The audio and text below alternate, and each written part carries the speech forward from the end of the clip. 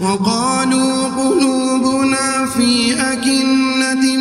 مما تدعوننا إليه وفي آذاننا وقر ومن بيننا وبينك حجاب فاعمل إننا عاملون قل إنما أنا بشر مثلكم يوحى إلي أنما إلهكم إله واحد فاستقيموا إليه واستغفروه وويل للمشركين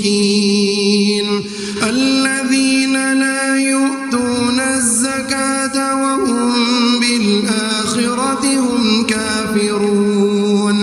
إن الذين آمنوا وعملوا الصالحات لهم أجر غير ممنون